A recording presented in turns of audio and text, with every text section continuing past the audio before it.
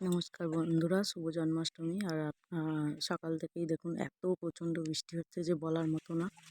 তাড়াতাড়ি এই জন্য বাসন টাসন মেজে দেরি হয়ে গেছিলো রেডি করতে সব। এই নারকেল টারকেল ছাড়িয়ে নিলাম আর তালটা এবার চেঁচে নেব।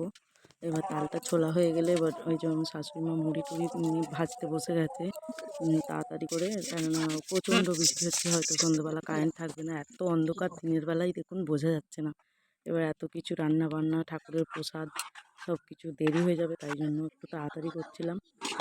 আবার বাচ্চাটা আছে, তার জন্যই বেশি কিছু আয়োজন করতে পারি না, ওই জন্য ছোটো করেই কিছু আয়োজন করেছিলাম ঠাকুরের জন্য। আর ভগবান শ্রীকৃষ্ণের জন্মাষ্টমী, তাই জন্য তো এতে তো একটু কষ্ট করতেই হবে ছেলে টেলে সামলে।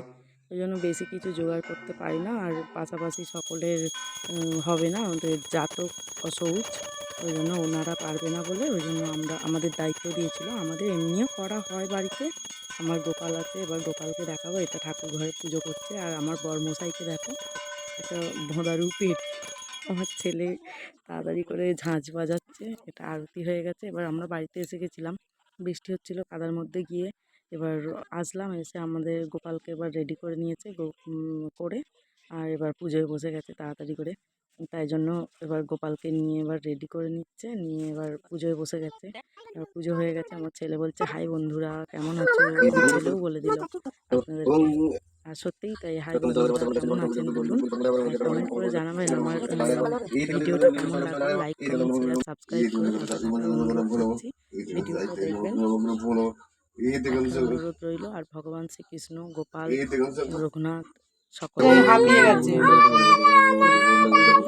আর সকলেই সুস্থ থাকুন, ভালো থাকুন। আমার ছেলেকে সবাই মন প্রাণ ভরে আশীর্বাদ করুন, ও যেন শান্ত হয়, বুঝতার হয় একটু।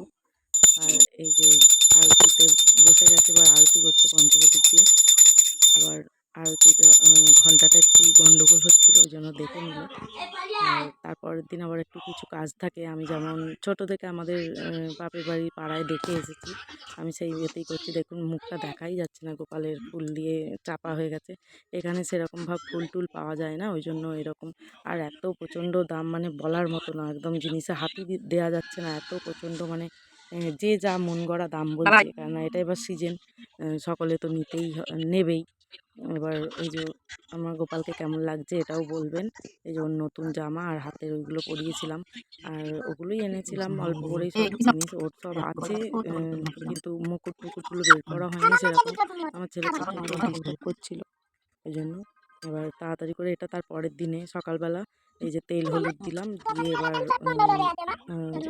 দুধ, গঙ্গা জল আর একটু দুধ দিয়ে এই ডাবের জল দিয়ে স্নান করিয়ে নিলাম। এবার প্লেন জল দিয়ে স্নান করিয়ে নিলাম, নিয়ে এবার তুলসী পাতা দিয়ে একটু জল দিয়ে দিলাম।